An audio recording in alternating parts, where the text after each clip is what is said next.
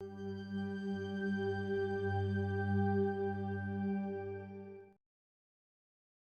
I've done thousands of clearings over the last 20 years, and clients feel immediate relief once their adrenals calm down because they're always. Hello, everyone. Today, I have the honor of welcoming Kate Sterling, a gifted energetic healer and meditation practitioner who has dedicated her life to helping people free themselves from the weight of negative energies. Kate specializes in the removal of entities and attachments, a calling she discovered 25 years ago while recovering from a traumatic brain injury that left her unable to read.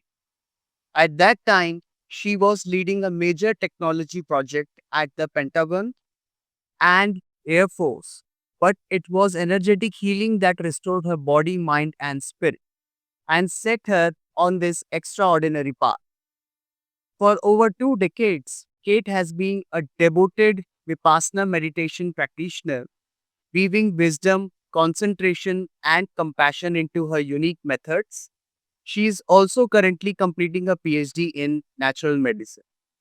Kate has guided countless people in clearing negative energies, releasing attachments, and reclaiming freedom, balance, and inner power. And with over 7 years of experience using Spooky 2 technology, she continues to blend ancient practice with modern tools. She joins us today to share her insights on how negative energies affect our daily lives and, most importantly, how we can protect ourselves and break free from them. Thank you, Kate, for being here. Thank you for having me here. I'm glad to be here. Pleasure. So, And thank you for the nice introduction. I appreciate that. thank you. It's my duty. So, let us start with the questions. My first question is, when you say negative energy, what exactly does that mean? Is it an emotional, spiritual, or measurable energetic phenomenon? Okay, I use the word negative because it's easily understood by most people. There's a lot of other words we could use, like I could substitute harmful or dangerous or external because many of them are external. I could also say demons, jinn, curses, that kind of thing, but I just choose negative because it's kind of a neutral. Nobody has any really an emotional reaction to it. My next question would be, from your experience, what are the most common sources of negative energy? Internal, it could be thoughts or emotions, versus external, which could be spaces, people, or entities. Okay, what I do is I categorize attachments, energetic attachments by actually living or non-living. What I find is that there's many attachments that come into a person that seem to have a mind of their own. They have a consciousness of their own and they act of their own free will. Then there's other attachments which seem to be more energetic in nature, such as what trauma would create. It's very energetic because trauma affects the physical body, the emotional body, the mental body, the spiritual body, and there's a reaction and can be there's an ongoing reaction when that's held in the body. But there can also be external things like that you think of maybe as a curse or a hex, those kind of things where somebody has actually molded the energy field and thrown it at a person or wrapped it around a person. So there's those kind of things. I think the most common sources are, well, let me say this. No, it requires your energy field not to be as healthy as it can be in order for an attachment to occur. So if our physical body is really healthy, our emotional body, our spiritual body, because they're all connected, right? And our spiritual health, nothing will ever get in. Nothing will ever bother us. But it's those times when we're weakest. Maybe we're not feeling well. I also find that people that live with narcissistic people, their bodies are very, very compromised. And narcissists always have at least one energetic attachment that I would consider to be a demon or demonic like, at least one that is always affecting the other person they're living with. It could be a work relationship too, because those narcissists are all about power. And I will do whatever it takes to get that power, that kind of thing. So that affects the people they're living with very heavily. Let me see Feeding what on else the I can say. Yeah, they're like feeding on the energy, taking the energy, also trying to get a rise from the person, trying to weaken that person. Well, it's all about weakening that person to get their needs met. I see a lot of people who have been in, let's say, like 10-year relationships with narcissists. Okay, I see them end up with cancer, autoimmune issues, or mystery illness. We can't quite figure out what's going on, but we know chronic fatigue, is a part of that kind of thing. So it's for the most okay. So there's two things. It's external forces that will come into, or external energies to attach to us, but our body has to be compromised somehow. And it could be even as early as when you're a child, you were exposed to trauma. And then the energy field weakens, your sense of yourself, your sense of your confidence, like energetically is weakened, and then you're susceptible to those type of triggers. Thank you. No, that explains a lot. So, moving on to the next question, Kate. How do negativities impact the body and mind? Are there signs that mimic stress, trauma, or even medical conditions? That's a great question. Absolutely, 100%. They mimic stress, trauma, and medical conditions. The number one issue I see is disruption of the nervous system. And so the common issues will be sleep, trying to calm the adrenals, and adrenal fatigue. In fact, if you're just for people that have recently like gotten an attachment of some kind, number one thing is my adrenals are on high and I can't sleep. I have anxiety and I don't know why it is. Like from out of the blue. I see a lot of, I've written just some notes here to myself. Yeah, anxiety and fatigue are really common. There also can be a feeling of foreboding or something is wrong. People will talk about, I'm just having bad luck. I'm working really hard. I'm working as hard as everyone in my family, but nothing seems to open up for me. That kind of thing. Let's see, behavioral and mood changes suddenly, like there's an anxiety or depression, and they just can't get out of it. Where normally maybe they have a few down days, but now it's staying and they can't quite do it. One main thing I see is autoimmune issues over time. Again, I see that a lot with if there's been extreme trauma that's not resolved, trauma from childhood, I'll see that autoimmune issues. And it will always be like a mystery, or it'll be Lyme and there's a mystery. We can't quite diagnose it. We don't know what it is. I almost always see that with narcissistic abuse. I'll just call it that. Whether your parent was a narcissist or, a colleague or somebody you're married to, same kind of thing. So, we go to the next question. Is there a scientific basis like electromagnetic fields, frequencies, or resonance that might help explain what people experience as negative energy?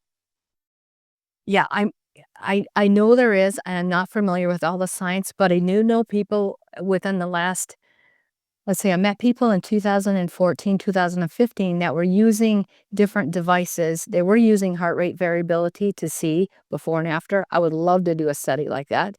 And they were using the Biowell device, which shows the human biofield in different layers before and after. And I know that there's been some other studies about like EMF frequencies and exposing people to EMF frequencies, and the lower frequencies, like let's say around 60 hertz, seems to bring on the phenomenon of a person saying, well, there's something in this room with me, or I feel like there's an attachment, or I feel like I hear things and things like that. So I think that those are kind of really interesting studies. I'm sure there's a lot now, I would say in the last 15 years. I'd love to contribute to it because I love to do studies myself. Yeah. That's very important. If people are able to measure few phenomenon, then that makes understanding this concept very easy actually. So my next question is, Kate, what role does the nervous system and brain play in sensing or amplifying these energies? Okay, number 1, it's the number 1. It's the number 1 system, okay? And the number 1 reported thing is I have my adrenals are on and I can't get them off, right? Like I have so much anxiety, which is always related to, like, the adrenals. And from an energetic perspective, if you have an entity attaching to you like another conscious being, they will almost always attach back here by the occipital area where the brainstem is to get into the nervous system. And when they if there's also a being that wants to They do that because they wanna control you. They're trying to get to all the nerve endings and things here in the nervous system. So they'll stay there and connect there. Even when a person is I will see a lot of times where people will do a night of drinking and maybe they're doing street drugs, same thing. They'll be right here. They'll start kind of around the shoulder talking to them in their ear. "Hey, this is fun. Keep do" I mean, literally, that's what it's like. "This is fun. Keep drinking. No, it's whatever," like it, and then they'll attach back here. And then the second most common area that I see is with, again, the beings that are attached to a narcissist. They're kind of feeder beings because they want energy from the other person, they wanna drain it. They'll attach to the adrenals, number 1 place. They'll literally sit with the person who's a narcissist. They'll reach out to the person, even in conversation, and it doesn't matter what the distance is. Reach out to the because of quantum physics, you can go a great Yeah, there's no difference between being here or being there, and that's why healing works so well remotely. It doesn't matter, you don't have to be in the room, you just have to know what the DNA is and, and where to find that person. So, yeah, so the entities of the narcissist person will reach out to the adrenals and suck it out quite quickly so that they can control the person. There's other examples of that, but it's really his nervous system, and I think the next question you have partially answered already. Can negative energies actually alter measurable things like heart rate variability, brain waves, or biofield strength? You have yeah, answered. absolutely. Now that you've asked that, I'm gonna look and see who's doing what, and I'll reach out to a few people that I know that were that were starting to do some of those studies 'cause I'd like to participate in something I just think is so fascinating.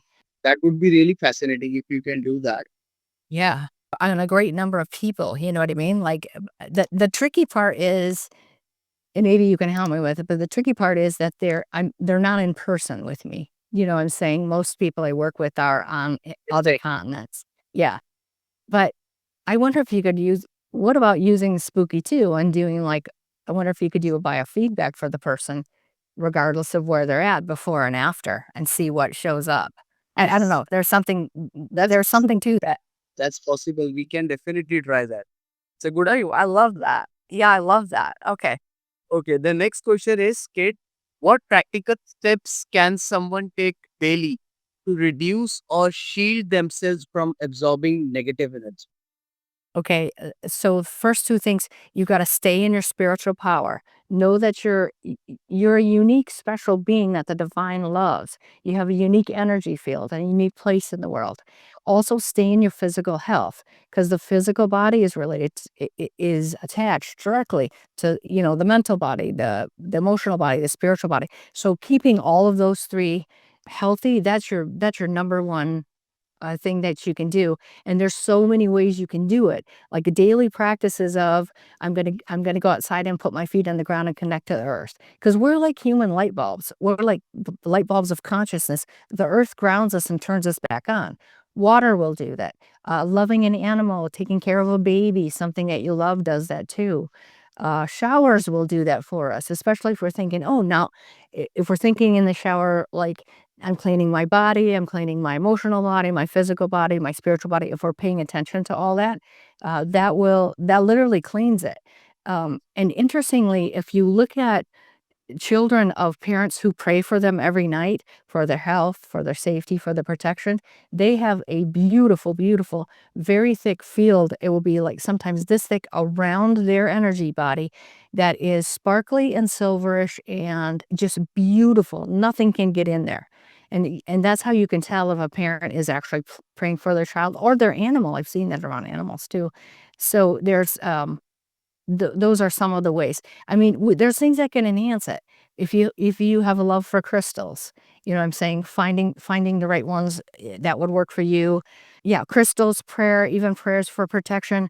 Even if it's mantra, maybe you love the goddess Kali, right? And you want her to help you clear.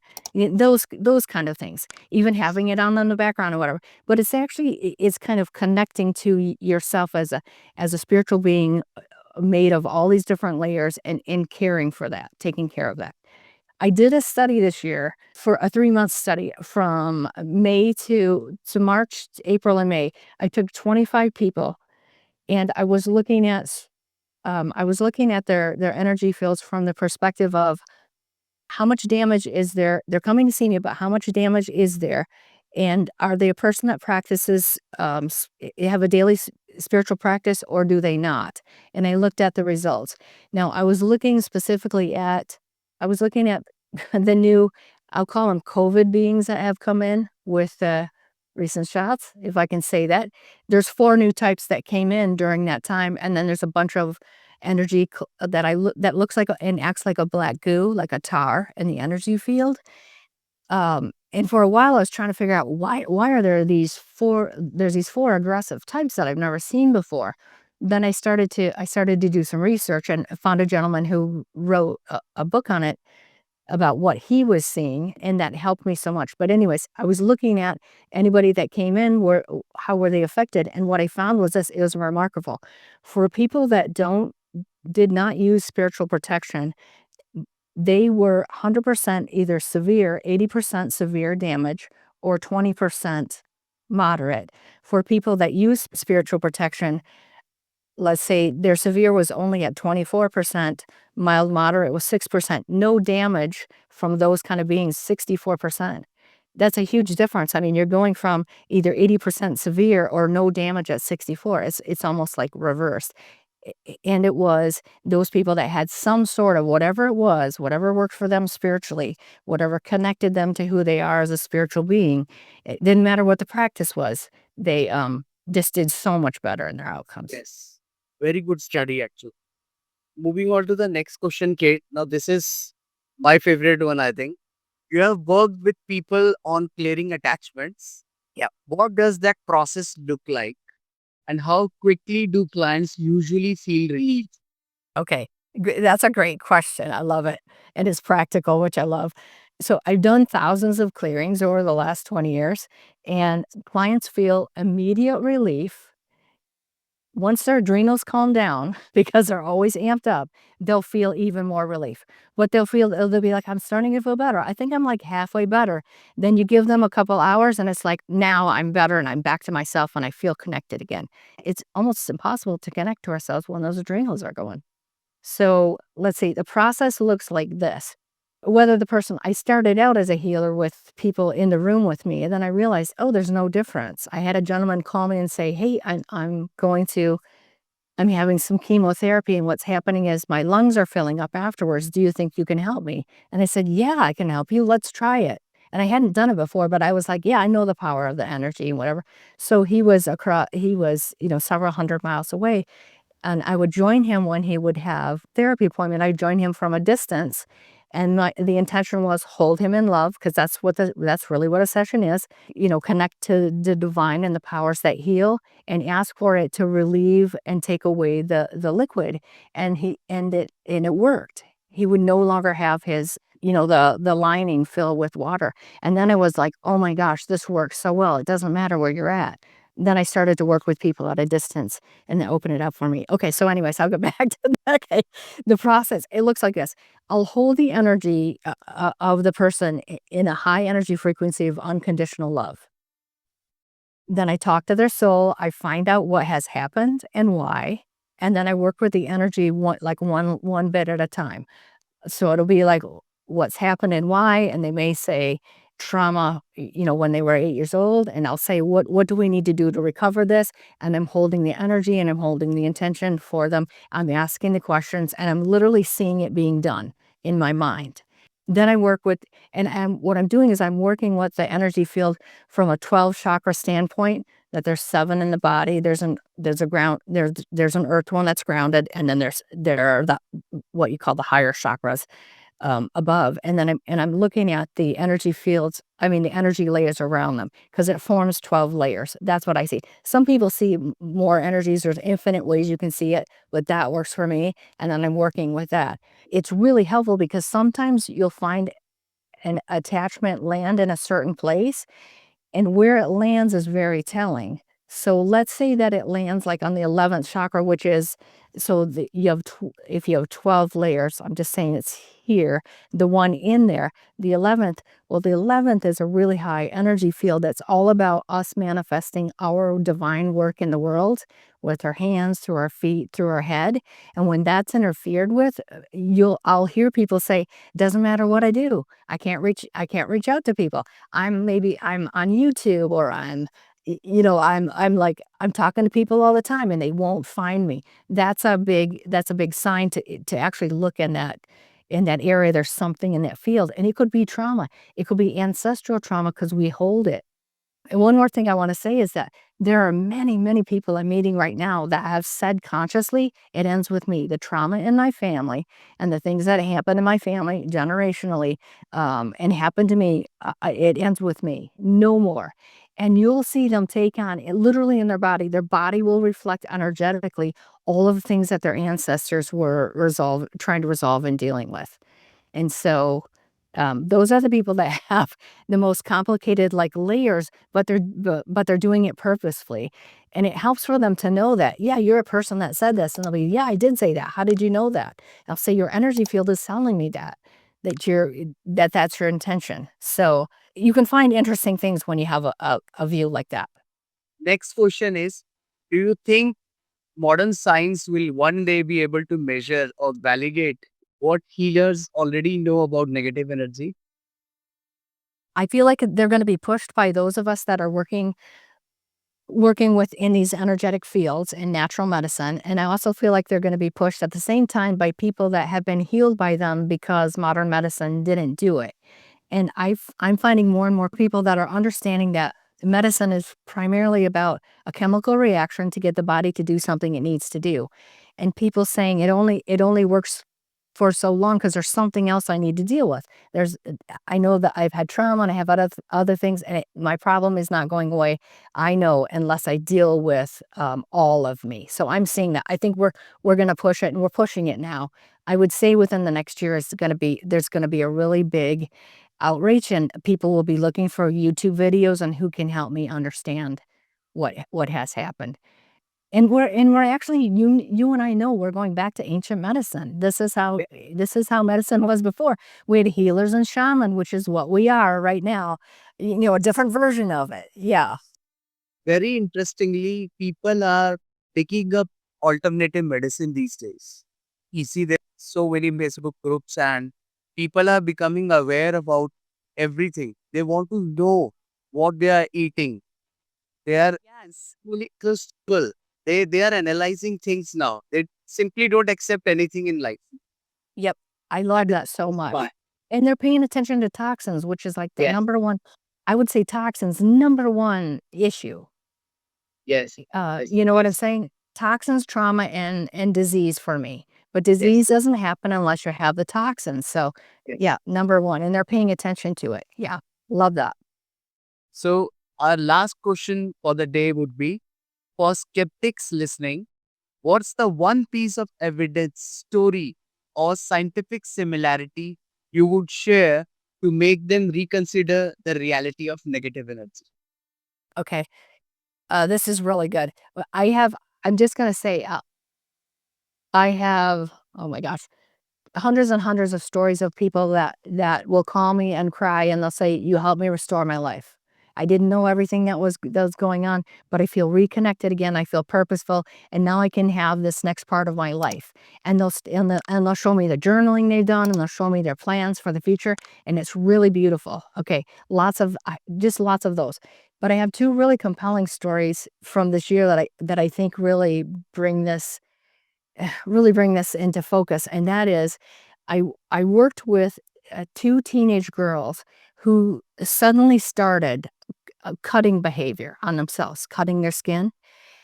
Okay, Yes. and they would say, and they were saying, and they didn't know each other. This is just, they're like a month apart or something.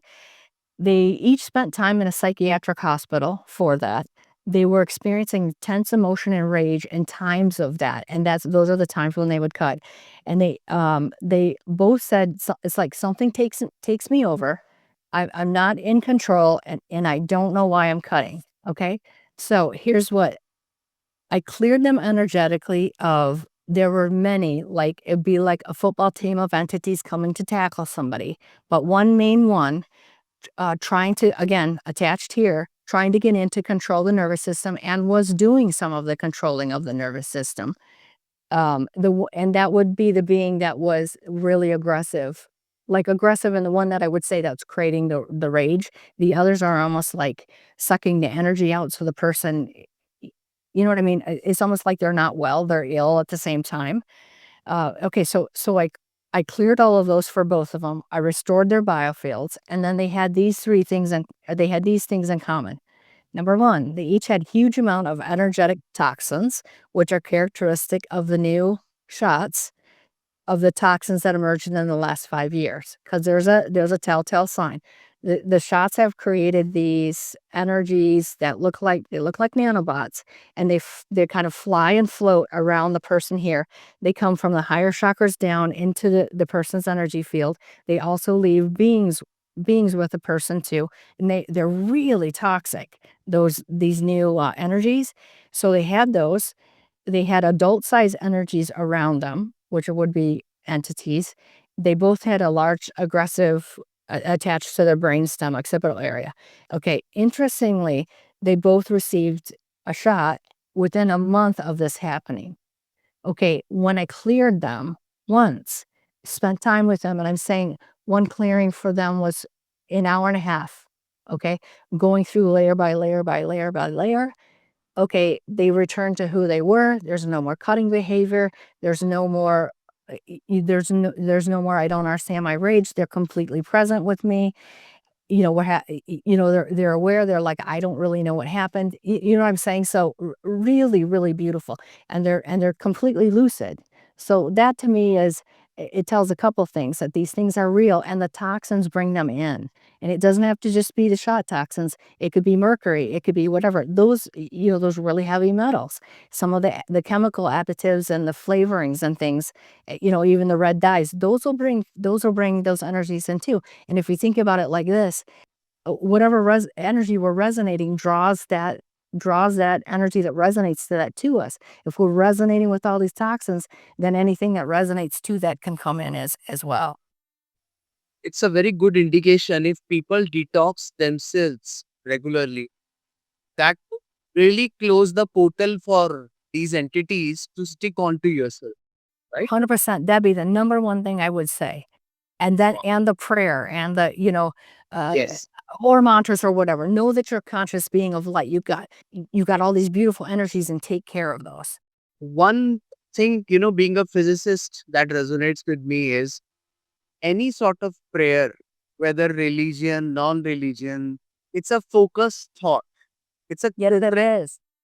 it's a coherent waveform, but fear is not. And Correct. the toxins are not. These are incoherent waveforms. Yep. And once we start focusing our thought, we close our aura, I think.